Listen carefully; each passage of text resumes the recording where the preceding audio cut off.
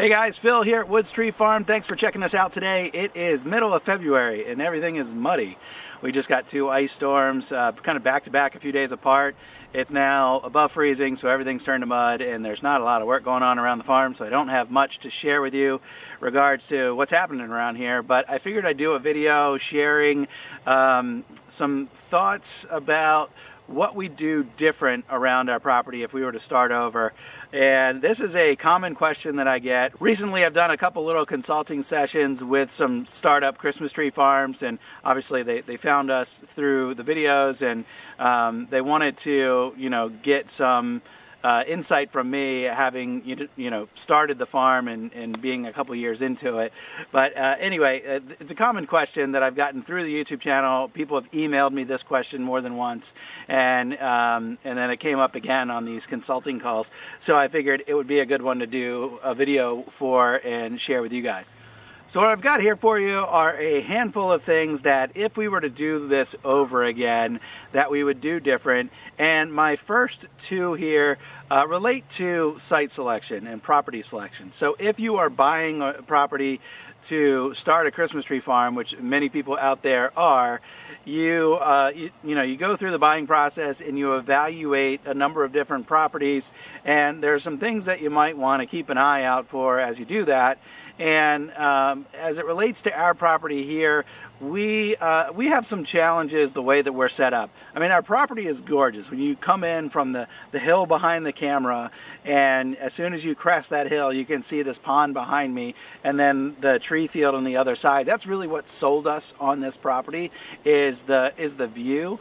And I think there's a lot of value in having this unique property with this awesome view, but there are also some challenges. So the layout of the property and the proximity of the parking area to the trees is what I'm really getting at here. And I think you want to evaluate the property with that in mind if you're going to open a choose and cut operation.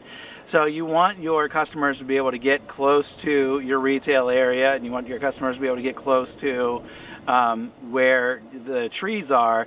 If you don't, then you're going to have extra equipment and extra manpower on site in order to assist customers from getting from the tree field to the car. So that's what we're going to end up having to do once we have our trees available to cut, is there going to have to be some tractors or some four-wheelers with some trailers hustling trees back and forth from the tree field.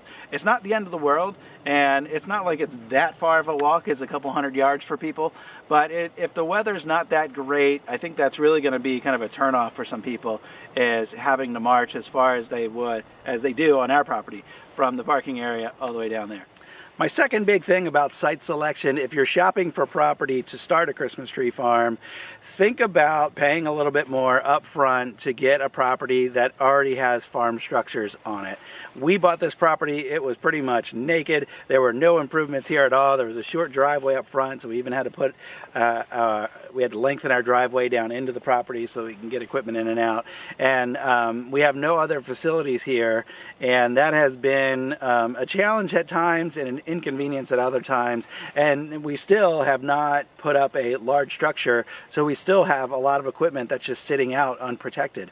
So I would much rather, if I was to go back and do this again, spend an extra, in our market, $40,000 to $60,000 and get a property that has a barn and a small house and that kind of thing, because it's just like we have no running water, we have no bathroom, we have no storage for any of our stuff, and we're gonna have to pay out of pocket now for all of that stuff, and doing it after the fact is much more challenging. And we could have bought a property that was slightly smaller. We have 43 acres, and there's probably like 15 acres that we'll never really do anything with. So like just think through all of those things, and if I was to do this again, I would absolutely try to find, and this property is pretty awesome, and we might have still sold ourselves on this property just because it looks amazing, but I would absolutely try to find a farm that has structures and other improvements to it.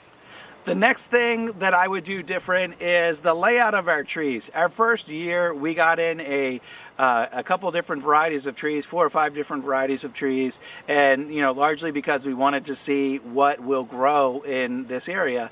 And that's not uncommon. In fact, everybody should probably do that. But what we did was we kind of just went right up the field.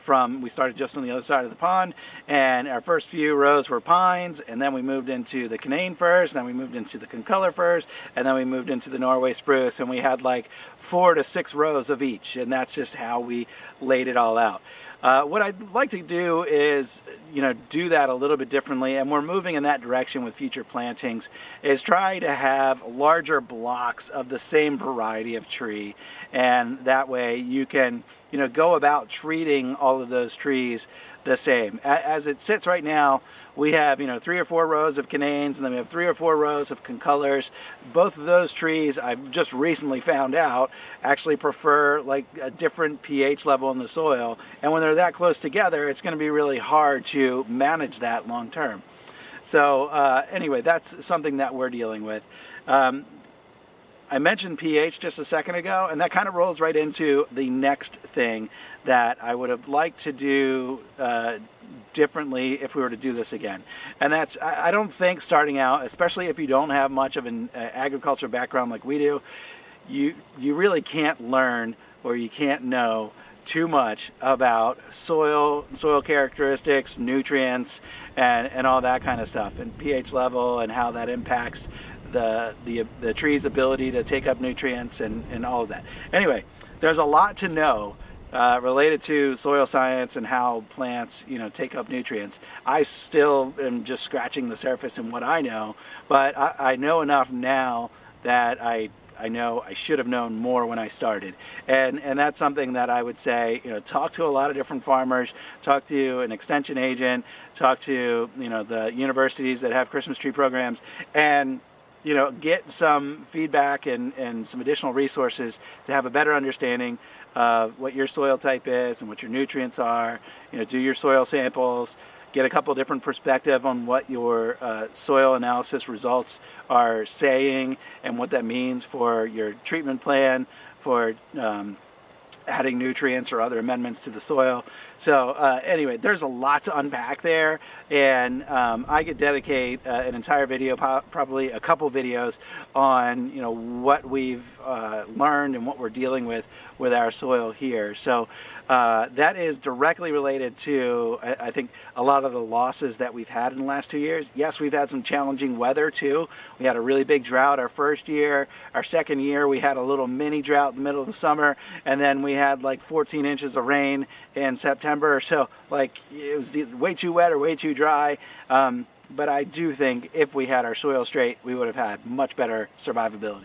And the final thing I'll say, if I was to do this over again, I think I would try to put a much larger emphasis on patience, and the fact that building a Christmas tree farm business from the ground up takes a lot of time, a lot of effort, a lot of patience, and money, frankly. So like, it's quite an investment of all of those resources, time and energy and money, and getting it all up and running. With that in mind, if you are not the most patient type and you think you might get anxious about the time commitment, think about other ways to make money. We have shared a lot of that on the channel here about the different events that we've done and the other ways that we've tried to generate revenue, and we're really going to do a lot more of that this year. And it's actually been great as far as keeping us motivated and energized and really thinking about what else we can do with the property and which directions the business could go over time. So we're doing quite a bit with photographers. We're doubling down on flowers this year, and all of that is helping offset some of the losses and pay for some of the improvements and pay for additional equipment that we need in order to build this business over time. Now, I know a bunch of other established tree farms watch the channel regularly, so if any of you guys, you more seasoned Christmas tree farmers out there, have suggestions or ideas about maybe what you would do different if you were to start over, then you can leave those in the comments so other new Christmas tree farmers who watch this can scroll down and see some of your insights as well. But that's going to wrap it up for me today, guys. Thanks for watching. I'll see you on the next video. Bye-bye.